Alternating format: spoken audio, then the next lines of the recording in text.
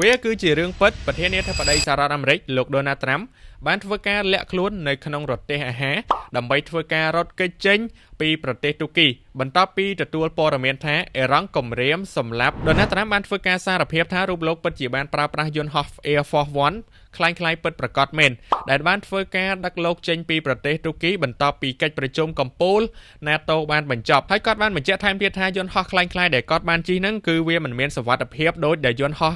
Air Force ពិតប្រាកដដែលគាត់ឲ្យអ្នកសារព័ត៌មានជិះដើម្បីធ្វើការបន្លំភ្នែកនោះទេរឿងរ៉ាវលម្អិតគឺវាបែបនេះបងប្អូនគឺដំបូងឡើយគឺ Donald Trump គាត់បានធ្វើការឡើងទៅកាន់យន្តហោះ Air Force One ដែលមនុស្សគ្រប់រូបគឺបានឃើញផ្ទាល់ភ្នែកតែម្ដងថាគាត់បានឡើងទៅយន្តហោះមួយនោះបន្ទាប់មកលោកត្រូវបានផ្លាស់ប្ដូរចេញដោយលោកបានចូលទៅក្នុងរទេះអាហារដាក់តាមទូកុងតឺន័រដើម្បីធ្វើការដឹកទៅកាន់យន្តហោះមួយទៀតដែលទូកុងតឺន័រនោះផងដែរគឺគេធ្វើឡើងដើម្បីធ្វើការដឹកម្ហូបអាហារទៅកាន់យន្តហោះផ្សេងៗនឹងឯងបន្ទាប់មកទៀតកុងតឺន័រនោះក៏បានធ្វើការដឹកនាំយកលោក Donald Trump នឹងទៅកាន់យន្តហោះតូចមួយទៀតបន្ទាប់មកក៏ធ្វើការហោះហើរ